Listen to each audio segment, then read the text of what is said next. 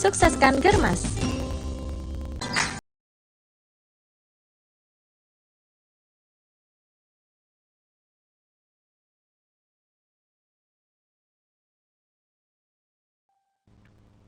Terima kasih pemirsa, Anda masih bersama kami di obrolan pagi, dan tentunya seperti yang sudah saya sampaikan bahwa hari ini kita mempunyai tema seputar kesehatan.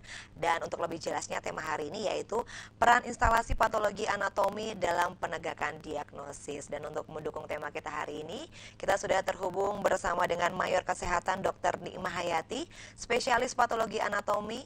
Beliau merupakan kasih kamar operasi bagian instalasi ICU dan OK RSPAU Dr. S. Harjo Lukito. Kita sapa terlebih dahulu. Selamat pagi, Dr. Nikmah. Selamat pagi pemirsa sekalian. Apa Iya, kabarnya? baik tentunya dokter. Dokter apa kabar, sehat ya dok ya? Alhamdulillah sehat. Baik, dokter, kita mempunyai tema yang menarik dan mungkin beberapa pemirsa yang kali ini sedang menyaksikan obrolan pagi juga sangat penasaran dengan tema hari ini, yaitu peran instalasi patologi anatomi dalam penegakan diagnosis. Patologi anatomi ini sebenarnya apa dok? Artinya? Oke, terima kasih Mbak atas pertanyaan yang diberikan. Kesempatan yang diberikan oleh RDTV bagi kami untuk memperkenalkan mengenai instalasi patologi anatomi. Ini mungkin masyarakat masih awam ya tentang istilah atau bagian patologi anatomi, itu masih awam karena biasanya rancu dengan patologi klinik. Nah, kalau patologi klinik itu kan laboratorium, tahunya hanya laboratorium saja. Sedangkan ternyata di dalam laboratorium itu yang masuk dalam pemeriksaan yang menggunakan instalasi laboratorium, diantaranya adalah laboratorium patologi anatomi, di samping laboratorium patologi klinis.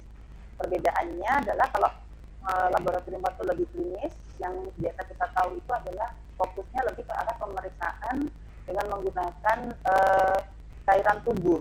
Nanti akan diperiksa untuk menggunakan metode tertentu untuk mengetahui mengenai suatu penyakit yang diderita oleh pasien. Nah, bedanya dengan patologi anatomik itu apa? Patologi anatomik ini, kalau dari asal katanya, patologi itu dari asal kata bahasa Yunani, yaitu terdiri dari pathos dan logos, di mana pathos artinya penyakit, sedangkan logos itu artinya ilmu. Jadi kalau patologi ini secara umum adalah ilmu yang mempelajari mengenai penyakit, dalam artian penyebab penyakitnya itu apa. Nah, kalau kami dari bidang patologi anatomi yang kami periksa selain cairan tubuh adalah juga jaringan, di mana jaringan ini didapatkan dari tindakan yang dilakukan oleh dokter bedah pada umumnya, berupa pengambilan jaringan dari tindakan operasi, dari tindakan biopsi seperti itu. Nanti kami periksa secara makroskopis maupun mikroskopis. Dalam artian nanti kami meriksa menggunakan alat mikroskop untuk melihat apa yang terjadi terhadap jaringan itu sehingga seseorang menjadi sakit. Ini kurang lebih seperti itu. Jadi kami memeriksa jaringan dan cairan untuk melihat penyebab dari penyakit. Baik. Tadi dokter menyampaikan bahwa ini adalah semacam pemeriksaan penyakit untuk pengambilan sel jaringan ataupun cairan, dan nanti akan diperiksa menggunakan mikroskop seperti itu ya dok ya? Ya. Baik, dan sebenarnya penyakit-penyakit apa saja dok yang kali ini bisa diidentifikasi melalui patologi anatomi? Ya. Kalau untuk penyakit-penyakit yang bisa kami periksa, segala jenis penyakit, karena kami melihat penyebabnya. Bisa penyakit dalam artian penyakit yang disebabkan karena proses infeksi, atau penyakit genetik, atau penyakit keturunan, kelainan bawaan, ataupun penyakit yang paling sering yang kita periksa adalah penyakit yang terkait dengan neoplasia atau terkait dengan proses keganasan atau proses tumor. Itu yang lebih sering kita periksa. Baik, kalau tadi dokter bilang bahwa mungkin saat ini ada juga pasien tumor yang ini juga bisa dibawa atau diidentifikasi melalui patologi anatomi ya dokter ya. Kalau tadi mungkin beberapa penyakit yang bisa diidentifikasi, kalau ini prosedurnya memang seperti apa dokter? Mungkin di masyarakat ini juga masih sedikit awam tentang patologi anatomi ini, sebenarnya untuk prosesnya seperti apa dokter? Oke, jadi prosesnya kami jarang berhubungan langsung dengan pasien, karena prosedurnya adalah seperti ini. Apabila ada seorang pasien gitu yang mempunyai keluhan apapun ya, dan umumnya ini adalah misalkan keluhannya benjolan, kita fokuskan ke arah adanya suatu benjolan di dalam tubuhnya. Misalkan ada benjolan kita ambil di payudara, misalkan seorang wanita dengan ada benjolan di payudara, kemudian dia merasa khawatir akan kondisinya, dan dia memeriksakan kondisinya kesehatannya ke rumah sakit. Nanti yang dia akan perginya nggak langsung ke bagian patologi anatomi pasien tersebut, tapi perginya adalah ke dokter dulu, dokter klinis. Mungkin kalau seperti ini akan diarahkan bisa ke arah dokter bedah, baik bedah umum maupun bedah onkologi, bisa seperti itu. Nanti setelah dari dokter bedah akan dilakukan pemeriksaan, mulai dari pemeriksaan anamnesis atau wawancara dulu, dokternya melakukan wawancara dulu terhadap pasien mengenai jalannya apa, keluhannya apa, jam berapa lama, kemudian juga pemeriksaan fisik. Nanti dokter akan melakukan pemeriksaan fisik tentang benjolannya, dilihat secara langsung. Setelah itu biasanya dokter akan melakukan tindakan yang berikutnya ke arah untuk mendukung data-data mengenai kira-kira penyakit ini atau keluhan ini arahnya kemana, apakah proses yang mendasarinya adalah proses infeksi kah, atau proses suatu pertumbuhan yang abnormal dalam artian tumor. Biasanya nanti dokter akan mengarahkan, memberikan pengantar pasien untuk memeriksakan ke bagian radiologi dulu. Radiologi nanti di situ bisa dilakukan pemeriksaan USG atau pemeriksaan yang lain yang sesuai dengan kondisi kelainan dari pasien. Setelah itu nanti pada hasilnya dokter akan menentukan ini harus diapakan. Biasanya dokter akan mengambil dulu sampel atau sedikit jaringan dari benjolan tersebut untuk diperiksakan ke patologi anatomi. Nah, di sinilah kami berperan. Nanti kami akan memeriksa lebih lanjut untuk mengetahui dasar dari benjolan ini itu apa yang didasarinya, apakah proses infeksi atau proses yang lain, misalkan tumor-tumor itu nanti kita yang akan menyimpulkan dari pemeriksaan yang kita lakukan. Begitu. Baik, ternyata memang ada prosedur-prosedur sendiri ketika dari mulai pasien ini ke dokter klinik atau dokter bedah seperti itu ya dok ya. Lalu kemudian diperiksa dan kemudian diambil sampel dan sampel tersebut lalu dikirimkan ke bagian patologi anatomi. Kira-kira untuk memutuskan bahwa sampel ini berbahaya atau tidak, ini berapa lama dokter? Oh iya, kalau untuk prosesnya sendiri kita ada waktu-waktunya. Jadi dalam artian sampel yang kami terima ada berbagai macam. Pada umumnya adalah yang berupa jaringan atau di situ juga pemeriksaan histopatologi. Histo artinya jaringan, patologi dan nilai perubahan-perubahan apa yang terjadi terhadap jaringan yang dikirimkan ke kita. Sampelnya adalah jaringan yang biasa diambil dokter pada saat operasi. Kemudian yang kedua, kalau untuk yang proses yang tadi itu yang pemeriksaan histopatologi membutuhkan waktu yang cukup lama karena jaringan ini harus dilakukan tindakan tertentu sehingga tidak membusuk. Karena kalau jaringan dikeluarkan dari tubuh, diambil dari tubuh dan dibiarkan begitu saja pasti akan membusuk. Kalau sudah membusuk, kita tidak bisa menilai dan tidak bisa mengetahui kelainan apa yang terjadi. Oleh karena itu, jaringan tersebut atau sampel jaringan tersebut harus dilakukan yang namanya fiksasi dengan formalin. Yang formalin dalam tujuan biar nanti proses pembusukannya berhenti, kita nanti bisa menilai jaringannya seperti kondisi yang dia masih dalam tubuh manusia sedang hidup. Nah, kemudian nanti setelah dilakukan fiksasi, jaringan tadi dibawa ke laboratorium patologi anatomi, itu membutuhkan waktu bisa kurang lebih maksimalnya bisa 24 jam. Itu untuk agar cairan formalinnya masuk ke dalam jaringan. Setelah itu nanti melalui tahap-tahap berikutnya, yaitu mulai tahap pemotongan jaringan, kita mengambil sampel kan kadang-kadang jaringannya besar, kita belah-belah dulu, kita cari yang kira-kira mencurigakan ke arah penyebab dari sampel jaringan tersebut, penyebab dari penyakitnya kira-kira apa, kita ambil, kemudian kita masukkan ke dalam istilahnya kaset untuk kita membuat blok parafin dulu. Nah, itu membutuhkan waktu juga. Setelah itu nanti dilakukan proses pengecatan dan lain sebagainya sampai nanti dia dipotong lagi lebih tipis lagi untuk dilekatkan ke gelas objek. Kan biasanya suka melihat tuh kalau dokter memeriksa di bawah mikroskop itu bentuknya bukan jaringan yang besar tadi yang dikirim ke kita, tapi hanya sekedar seperti gelas objek, seperti kaca yang kecil itu. Nah, itu adalah jaringan, isinya adalah jaringan yang kita ambil tadi, sudah dipotong tipis-tipis dan sudah dilakukan tindakan-tindakan untuk pengecatan dan lain sebagainya, sehingga nanti di bawah mikroskop kita bisa menilainya untuk mengetahui dasar dari kelainan yang terjadi apa. Jadi membutuhkan waktu kurang lebih sekitar 3-5 hari tergantung dari kira-kira sebesar apa sampel yang dikirimkan ke kita. Karena semakin besar sampel, tentu waktu yang dibutuhkan untuk melakukan proses yang tadi saya jelaskan itu tentu lebih lama. Oh, jadi memang ada Ya, waktu ya dok ya untuk memutuskan ya, atau untuk mendapatkan hasil dari contoh sampel yang sudah dikirimkan tersebut ya dokter ya. ya. Itu kalau untuk pemeriksaan histopatologi. Mm-mm. Kalau kami sebenarnya ada berbagai pelayanan yang bisa kami berikan. Yang pertama, tadi kalau yang sumber atau spesimen yang diberikan ke kami adalah dari jaringan, namanya pemeriksaan histopatologi. Kalau yang diberikan ke kami adalah yang dikirimkan ke kami adalah berbagai cairan tubuh, misalkan eh, pemeriksaan dari efusi pleura. Efusi pleura itu biasanya pada kondisi di mana ada penumpukan cairan di rongga paru atau di rongga jantung atau Penumpukan di cairan ya dokter bagian ya. perut. Baik, Bagaimana? penumpukan cairan ya dokter ya.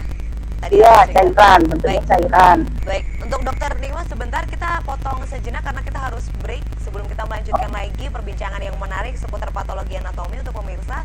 Jangan kemana-mana karena ini luar biasa sekali tema kita hari ini. Tentunya tetap di obrolan pagi.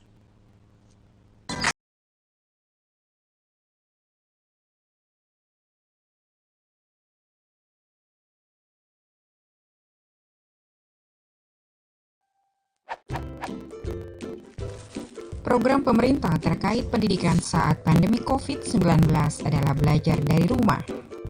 Pembelajaran online ditujukan bagi siswa PAUD hingga tingkat SMA atau SMK. Orang tua memberikan pemahaman kepada anak bahwa ada situasi wabah virus corona dan belajar dari rumah sebagai bentuk pencegahan penularan. Untuk mempertahankan rutinitas, orang tua dapat membuat jadwal belajar seperti di sekolah, namun lebih fleksibel.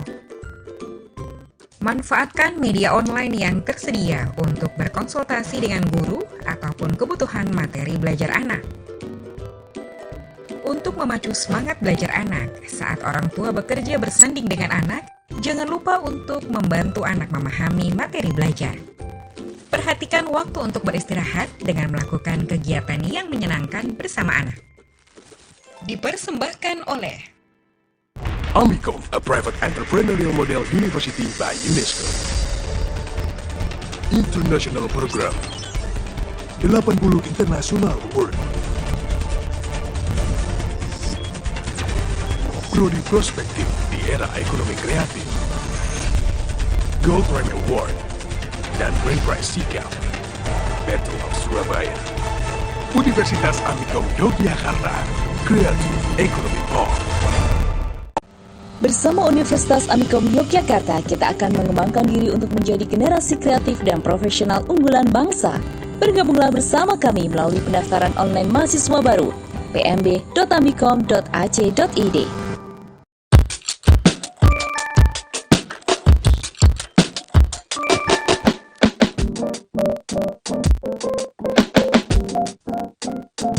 And I start to clap, 'cause I'm feeling good. My room is empty. All it has is a guitar and a snare drum. Bang on it. Is this life? I guess it's fine. Oh, what?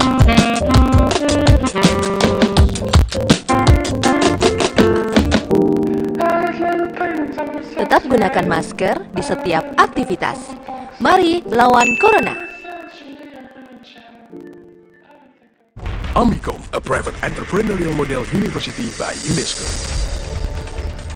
International Program 80 International Award.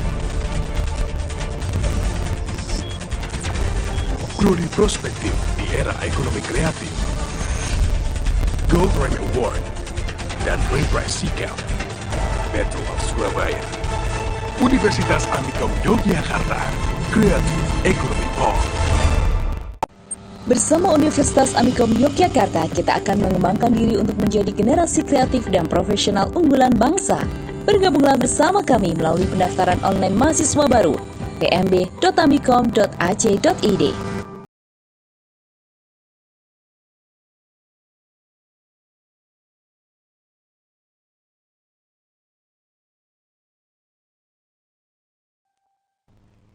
Kembali lagi bersama kami di obrolan pagi dan masih melanjutkan perbincangan kita hari ini, yaitu peran instalasi patologi anatomi dalam penegakan diagnosis, dan tentunya masih bersama dengan Mayor Kesehatan Dr. Nima Hayati yang sudah terhubung bersama dengan kami. Kalau tadi sempat terpotong mengenai prosedur patologi ya dok ya, patologi anatomi ini tadi sudah dijelaskan, yang pertama histopatologi, dan kemudian kali ini menjelaskan tentang sitopatologi ya dok ya, seperti itu ya dok ya.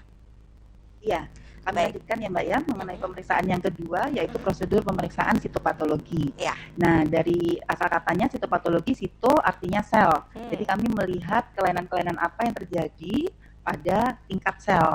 Dan biasanya yang dikirimkan ke kita adalah berupa sampel cairan. Seperti yang saya katakan tadi, antara lain mungkin cairan dari rongga paru, atau mungkin dari rongga perut, atau mungkin cairan yang lain. Nah, dari tingkat sel itu nanti kita juga bisa melihat kelainan yang terjadi apa. Pada umumnya kita juga melihat apakah nanti akan ketemu banyak sel-sel radang kah, atau mungkin sel-sel yang mengalami kelainan keganasan atau yang lainnya. Kita bisa ketahui dari situ. Mungkin juga kita bisa menemukan semacam bakteri atau jamur juga bisa. Baik, sekitar ada 2 dokter ya prosedur yang tadi sudah dijelaskan. Dan ketika nanti sudah keluar hasilnya dok, apa yang nanti akan dilakukan? Apakah hasil tersebut langsung dikembalikan ke dokter sebelumnya atau seperti apa dokter? Ya, terima kasih. Kalau untuk hasil yang sudah kita dapatkan nanti akan kita kembalikan kepada dokter klinisnya, dalam artian mungkin dokter bedah atau dokter yang lain yang mengirimkan sampel kepada kami. Karena nanti dokter bedah ini kan yang memiliki data-data yang lengkap dari bagian-bagian yang lain, mulai dari anamnesa yang beliau lakukan, mulai dari pemeriksaan penunjang yang lain seperti radiologi maupun laboratorium patologi klinik, dan nanti akan dikombinasikan dengan hasil dari patologi anatomi untuk menentukan langkah selanjutnya, tindakan kuratif apa yang akan dilakukan bagi pasien. Jadi nanti hasilnya dibawa ke dokter yang mengirim sebelumnya untuk didapatkan penjelasan dan penanganan lebih lanjut. Baik, terima kasih dokter. Kalau tadi kita sudah membahas mengenai patologi anatomi sendiri dan juga prosedur yang dijalani, kali ini mungkin kita langsung ke penyakit ya dok ya, karena tadi dokter juga sudah memberikan atau menginformasikan beberapa penyakit yang bisa didiagnosis melalui patologi anatomi, salah satunya adalah tumor dan juga kanker. Nah, kalau kita berbicara kanker, ini kan kanker banyak ya dokter ya, diantaranya ada kanker payudara, lalu juga ada kanker serviks dan juga kanker usus besar. Kita mulai dari gejala-gejalanya nih dokter ya. Dan untuk masyarakat nih, kalau misalnya ada pertanyaan seputar kesehatan yang tadi sudah saya sampaikan, bisa langsung terhubung di nomor 027444776666. Sekali lagi di nomor 027444776666. Nah dokter, langsung saja untuk gejala-gejalanya sendiri dok. Kalau ini mungkin kanker payudara ya dok ya, ini yang harus diwaspadai oleh masyarakat, nih gejalanya seperti apa dokter? Oke, terima kasih. Nah, untuk untuk kanker ini, kanker itu kan suatu tumor ganas. Kalau untuk kanker sudah masuk tumor ganas. Sedangkan kita ketahui tumor itu ada juga yang bersifat jinak atau penyebab yang lain. Karena secara umum, secara kata dasarnya tumor itu artinya sebenarnya adalah benjolan. Jadi segala benjolan yang tidak semestinya ada di tubuh kita, apabila ada itu sangat disarankan untuk dilakukan pemeriksaan lebih lanjut untuk mengetahui secara pasti penyebabnya apa. Dan tidak perlu takut sebenarnya ya, karena tidak semua benjolan itu berarti tumor, tidak semua benjolan itu berarti kanker, tidak. Karena kadang-kadang juga bisa disebabkan karena proses infeksi atau mungkin proses yang lain. Contoh gampangnya aja begini, kalau misalkan kita terbenturnya cukup keras, itu kan nanti keesokan harinya biasanya membengkak. Membengkak itu kan juga disebut tumor juga bisa sebenarnya, karena dia tuh benjolannya abnormal yang tidak seharusnya ada di tubuh. Tapi penyebabnya adalah karena trauma. Jadi ada penumpukan cairan dan penumpukan darah di situ.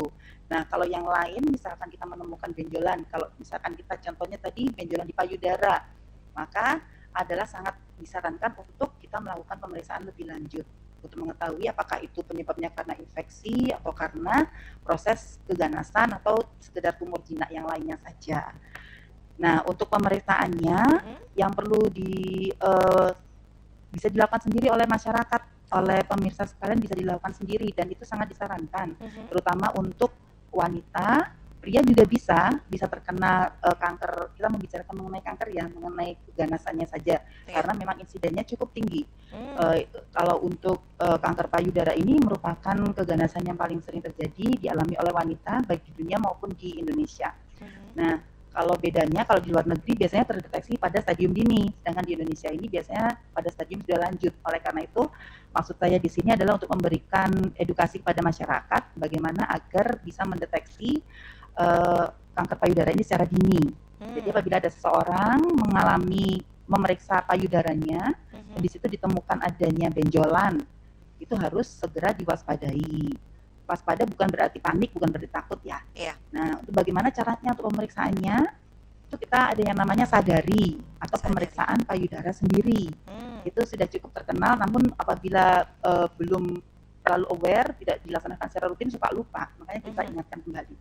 Nah, sadari ini perlu dilakukan oleh wanita-wanita yang terutama yang sudah menstruasi atau yang sekitar umur 20 tahun ke atas. Itu lebih baik dilakukan secara rutin setiap bulan. Nah, dilakukannya kapan? Kalau masalah waktu, dilakukannya kapan? Waktunya adalah biasanya 7 hari atau 10 hari dari hari haid pertama. Misal kita haidnya hari Senin, 7 hari kemudian kita lakukan pemeriksaan itu. Nah, kenapa kok 7 hari? Karena pada 7 hari itu payudaranya sudah lembek. Kan hormonal ya, payudara itu kan organ yang terpengaruh oleh hormon. Jadi apabila hormon estrogennya sudah menurun, sudah lembek payudaranya, mudah bagi kita untuk memeriksa apakah ada benjolan atau tidak. Kemudian kalau untuk wanita yang menopause apakah juga perlu diperiksa? Jawabannya juga tetap perlu. Terus waktunya kapan dong? Kan sudah nggak haid lagi. Waktunya ya ditetapkan sendiri saja. Setiap bulannya ditetapkan mau kapan dan dilakukan rutin setiap bulan. Itu untuk masalah waktu. Kalau untuk masalah caranya bagaimana? Caranya itu yang pertama kita lakukan dalam kondisi tanpa busana tentu saja. Nanti kita melihat di depan cermin. Pertama kita melihat dalam posisi berdiri saja dulu. Berdiri kita lihat apakah simetris nih payudara kita kanan dan kiri. Apakah ada bedanya. Terus kemudian kita angkat kedua tangan.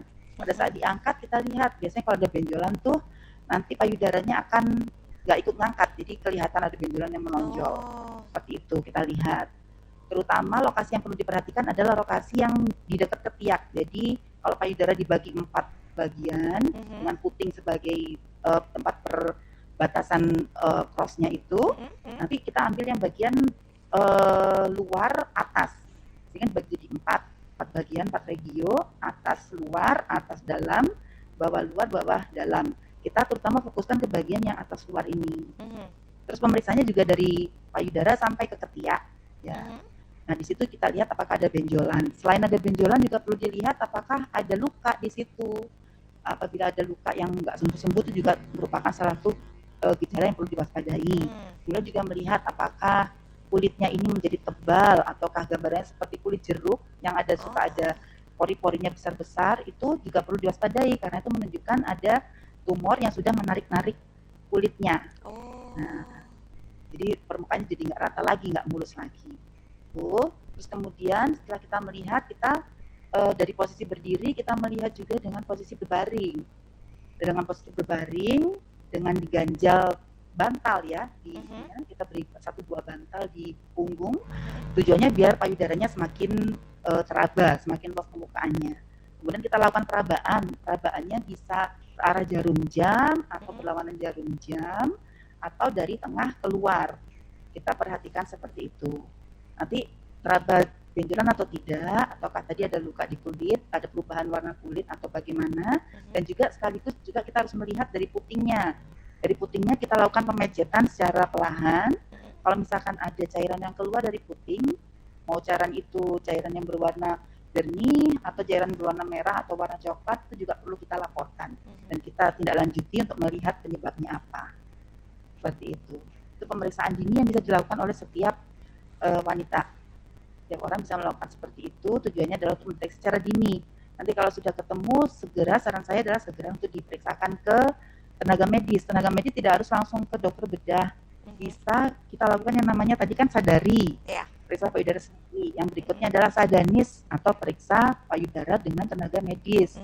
Nah itu bisa dibawa ke puskesmas yang terdekat, puskesmas atau ke bidan praktek yang terdekat bisa, karena mereka juga merupakan tenaga medis yang sudah terlatih untuk mendeteksi minimal untuk ke arah mana ini benjolan ini, apakah ini suatu yang perlu diwaspadai, diambil tindakan segera atau bagaimana.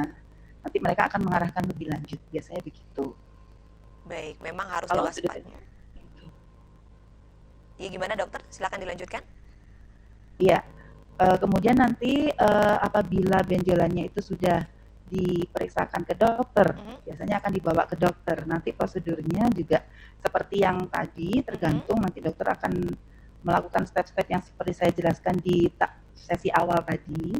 Terus kemudian nanti selanjutnya kami akan menerima biopsi jaringannya di laboratorium patologi anatomi. Baik, kalau tadi sudah dijelaskan mengenai apa yang harus dilakukan, mungkin di rumah ya dokternya juga bisa dilakukan. Tadi juga dokter juga mengatakan bahwa kalau misalnya ada benjolan itu harus diwaspadai. Nah, kalau untuk benjolan sendiri ini dok, ada yang mengatakan bahwa mungkin beberapa masyarakat ini ada yang sudah ada benjolan, tapi benjolan itu ada yang tetap, ada juga yang berubah-ubah. Nah, itu benjolan seperti apa nih dok yang memang harus diwaspadai dok? Ya, baiklah. Terima kasih. Nah, benjolan di payudara ini memang macam-macam. Ya. Memang macam-macam, mulai dari yang diameternya kecil sampai diameternya yang besar, mulai dari yang kalau digerak-gerakkan bisa, atau yang nggak bisa digerakkan, dalam artian dia lengket ke otot dada, bisa seperti itu, atau yang ada lukanya, atau yang bagaimana juga macam-macam. Terkait dengan cairan yang keluar juga macam-macam. Nah, kita tidak bisa menilai dari penampakannya saja, karena terkadang tidak ada nyeri sama sekali, tapi membesar terus menerus. Ada seperti itu. Yang memang kendala di masyarakat adalah ya tadi, ada benjolan tapi tidak nyeri. Nah, itu biasanya malah nanti datangnya dalam stadium yang lebih lanjut karena tidak nyeri tadi. Dipikirnya hanya jinak-jinak saja, padahal sebenarnya proses keganasannya berjalan terus.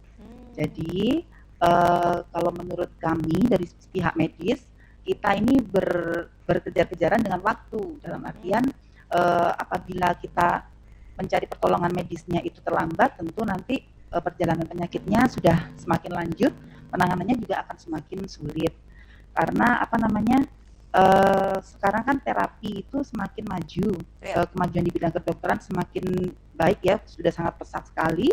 Pengobatannya itu sudah komprehensif, sudah maju sekali. Jadi kalau dulu mungkin orang pikir, wah takut nanti kalau misalkan berobat ke dokter nanti diangkat payudaranya nih semua. Kan kalau wanita tanpa payudara kan langsung beda ya, langsung minder dan sebagainya. Nah, itu tidak perlu ditakutkan lagi. Oleh karena itu apabila sedini mungkin, maka nanti terapinya juga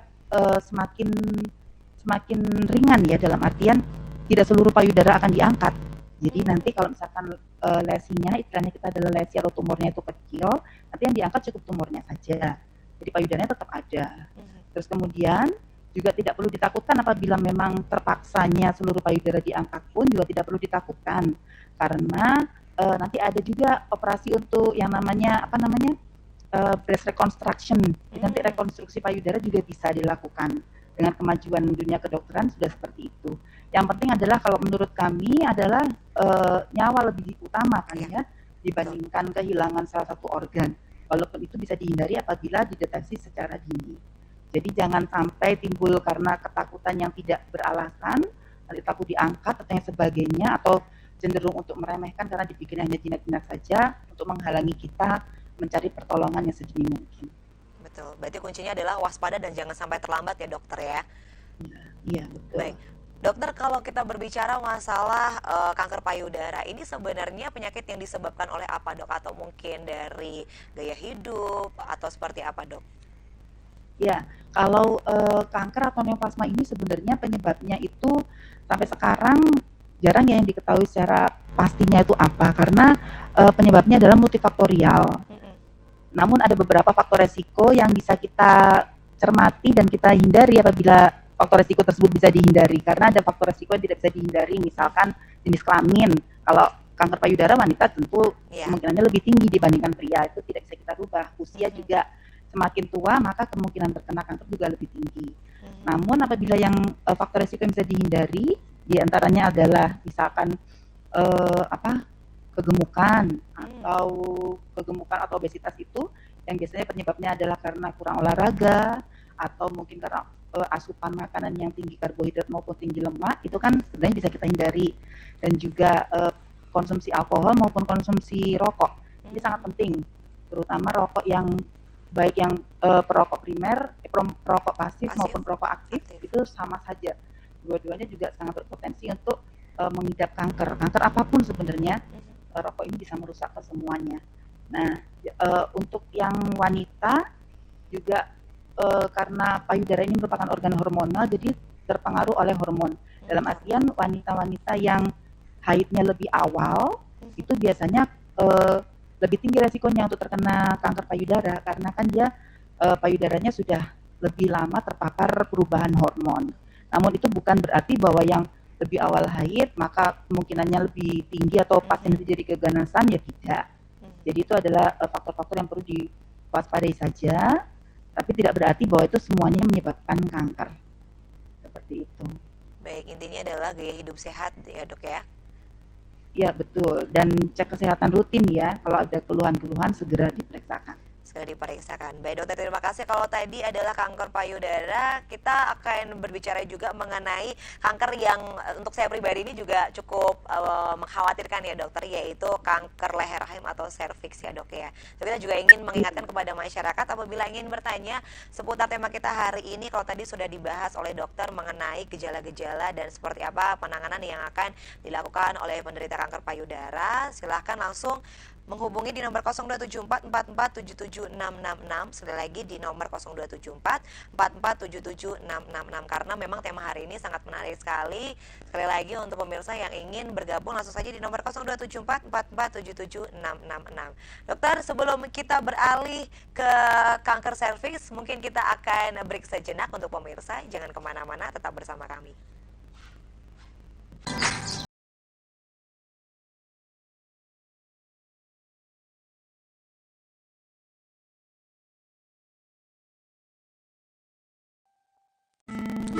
Banyak kegiatan yang kita lakukan setiap hari. Tanpa kita sadari, banyak kuman yang menempel pada tubuh kita.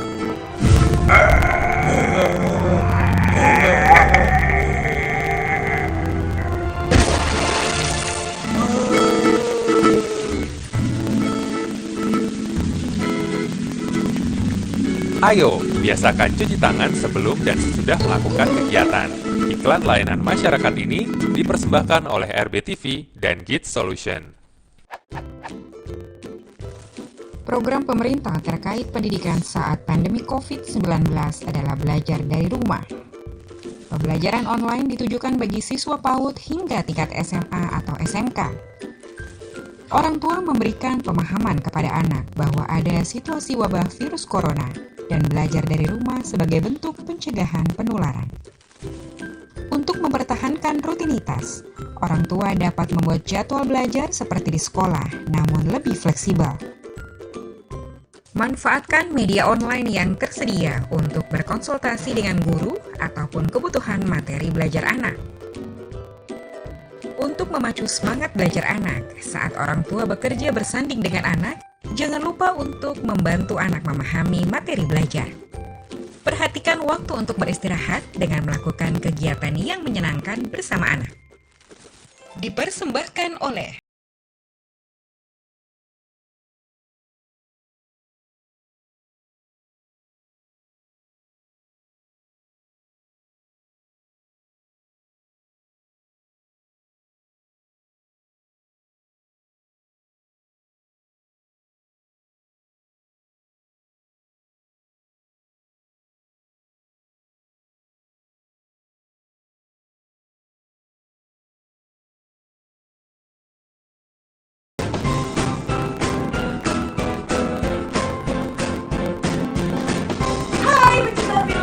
Buat kamu yang udah nungguin resepsi film, tenang ya, karena sekarang bukan jam 10 lagi resepsi film, tapi Jumat setiap jam 9 pagi sampai jam 10 cuma di RBTV.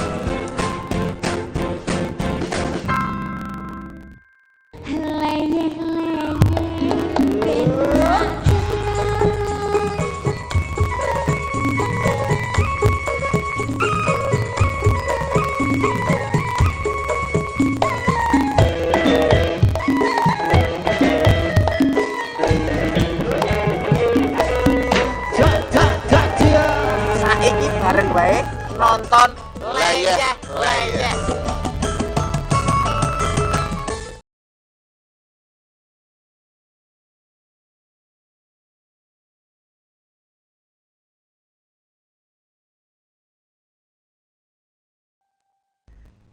Masih bersama kami di obrolan pagi dan masih ada sedikit waktu untuk pemirsa yang sekali lagi ingin bergabung bersama dengan kami, langsung saja bisa menelpon di nomor 0274 4477 666. Dan tentunya kita akan beralih ke pertanyaan selanjutnya, Dok. Kalau tadi soal kanker payudara, kali ini adalah mengenai kanker serviks. Untuk gejalanya sendiri seperti apa, dokter? Untuk gejalanya, untuk kanker serviks ini berbeda dengan tumor-tumor pada umumnya yang ada di permukaan tubuh, karena dia letaknya kan di dalam organ dalam. Betul. Jadi tidak, kalau kita mengharapkan ada benjolan di situ, tentu stadiumnya sudah sangat lanjut dan mungkin tidak akan teraba. Jadi untuk kanker leher rahim ini atau kanker serviks ini, keluhannya yang bisa dikeluhkan oleh pasien adalah adanya perdarahan yang di luar siklus haid normal. Baik. Atau disertai juga misalkan dengan keluhan berupa nyeri pada saat bersenggama atau saat melakukan hubungan seksual disertai dengan perdarahan. Biasanya itu keluhan yang akan dirasakan. Juga disertai dengan rasa tidak enak atau rasa nyeri di daerah perut bagian bawah. Untuk keluhan seperti itu yang dikeluhkan oleh pasien.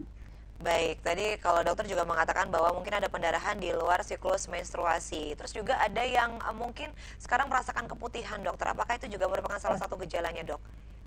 Oke, iya. Untuk keputihan ini banyak penyebabnya sebenarnya. Namun bisa juga sebagai tanda awal dari kanker serviks juga bisa. Karena kalau untuk kanker serviks ini kan salah satu kanker yang penyebabnya, kalau yang tadi kan pada umumnya kanker itu tidak diketahui penyebabnya, masih dalam tingkat gen yang kita belum tahu karena multifaktorial. Kalau untuk kanker serviks ini sebagian besar sekitar 95-97% itu penyebabnya diawali dari namanya infeksi oleh virus human papilloma virus atau HPV.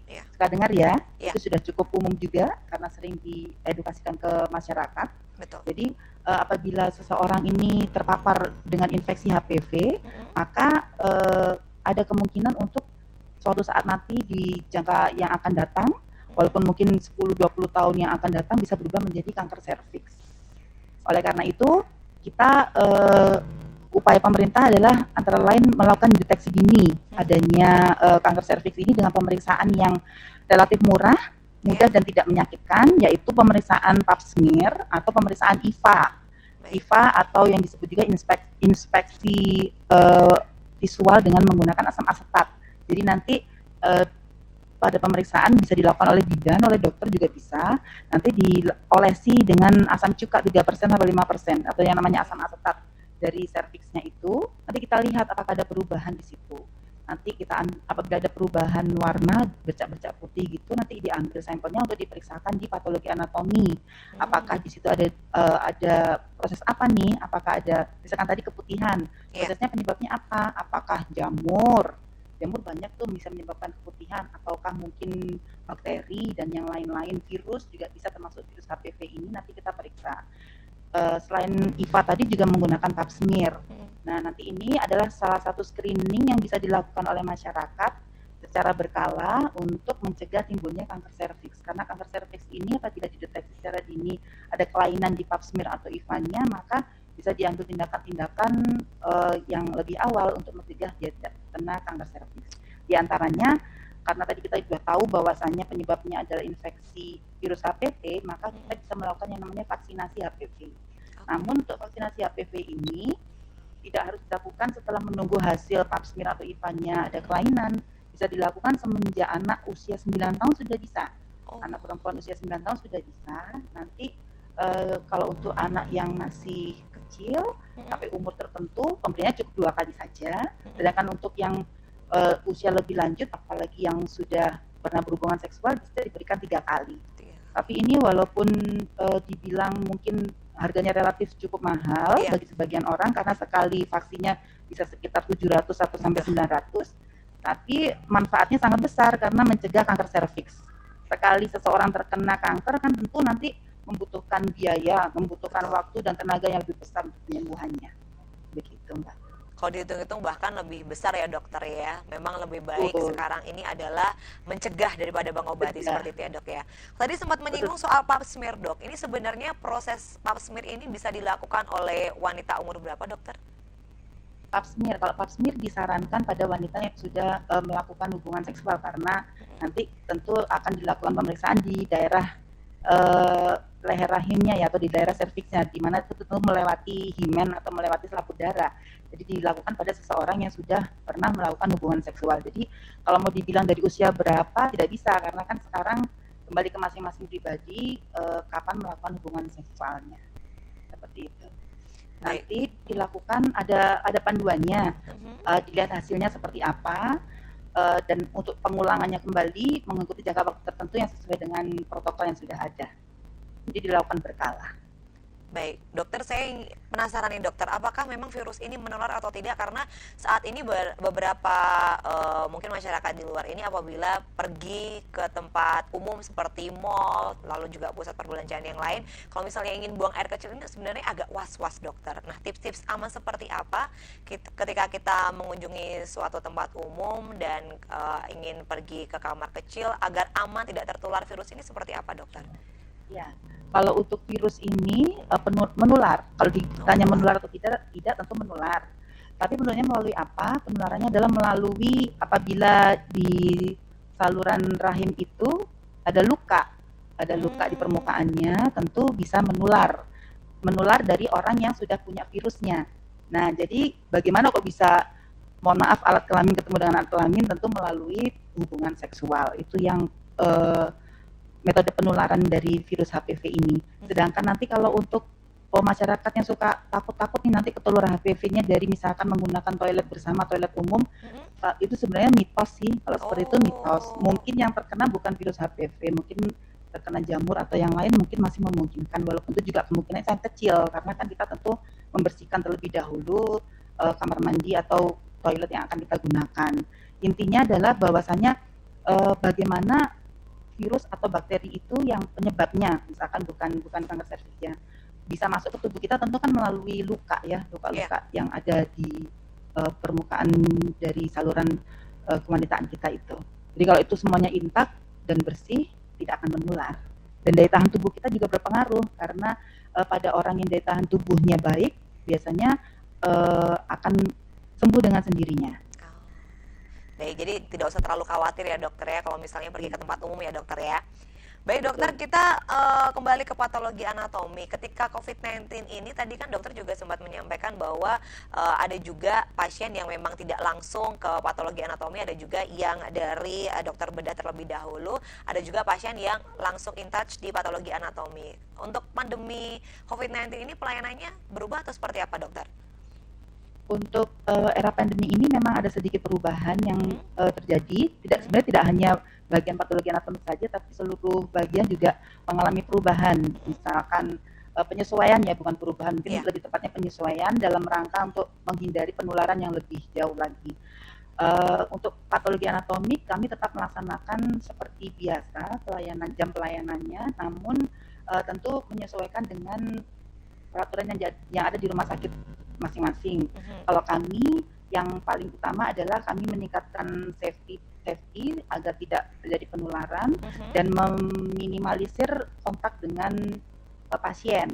Jadi memang kami untuk kasus-kasus yang rutin kalau bisa tidak melakukan pemeriksaan yang berhubungan langsung dengan pasien, misalkan dalam hal ini ada pemeriksaan aspirasi jarum halus. Itu kan kami harus berhubungan langsung dengan pasien karena kami yang mengambil sampelnya. Tapi kalau pada kasus-kasus yang umum lebih amannya kami tidak melakukan pemeriksaan itu, kecuali untuk pada kasus-kasus yang emergensi bisa dikatakan seperti itu, atau perlu penanganan segera baru kita tangani. Semuanya dalam rangka penyesuaian di era pandemi ini. Tapi untuk pemeriksaan yang lain tetap kami lakukan seperti biasa, dan apabila memang terpaksa dilakukan kontak dengan pasien, kami melakukan seperti biasa dengan prosedur dan perlindungan diri menggunakan APD yang lebih daripada yang biasanya. Baik, terima kasih dokter. Dan mungkin juga untuk menutup perjumpaan kita hari ini, dokter, untuk pelayanan sendiri di Rumah Sakit Harjolukito ini seperti apa dokter untuk patologi anatomi? Mungkin ada yang ingin disampaikan? Iya, kami di Rumah Sakit Harjolukito yang merupakan rumah sakit level B ya, di sini memiliki poliklinik atau memiliki pelayanan spesialistik yang komprehensif, cukup lengkap, mulai dari penyakit dalam, penyakit anak dan sebagainya, dan obstetrik ginekologi, termasuk dalam untuk yang penegakan dalam kasus-kasus tumor. Kami memiliki spesialistik bedah sampai subspesialistik, misalkan bedah onkologi, bedah onkologi obstin, bedah saraf juga kita punya, dan bedah digestif juga punya. Disertai dengan pendukungnya yaitu laboratorium patologi anatomi dan radiologi, juga laboratorium patologi klinik yang lengkap. Jadi apabila silakan kepada para masyarakat yang hendak berkonsultasi medis, kami tunggu kedatangan di Rumah Sakit Anjani Kito, dengan harapan semakin dini kita mendeteksi suatu kelainan dalam tubuh kita, akan semakin baik output yang akan kita dapatkan di kemudian hari. Baik, itu saja dokter. Terima kasih banyak untuk Mayor Kesehatan Dr. Nima Hayati, spesialis patologi anatomi, kasih kamar operasi bagian instalasi ICU, dan OK RSPAU Dr. S. Harjul kita yang sudah bergabung bersama dengan kami pagi ini. Dokter, terima kasih banyak. Semoga kita bisa bertemu langsung di studio. Tetap sehat dan tetap semangat. Salam untuk teman-teman yang lain. Terima kasih dokter. Terima kasih Mbak Iren, terima kasih pemirsa. Selamat siang. Selamat siang, dan terima kasih banyak untuk pemirsa yang sudah menyaksikan obrolan pagi hari ini, dan terus saksikan obrolan pagi dari hari Senin hingga Jumat pukul 10 hanya di RBTV. Dan akhir kata, dari Anggun pamit undur diri dan sampai jumpa.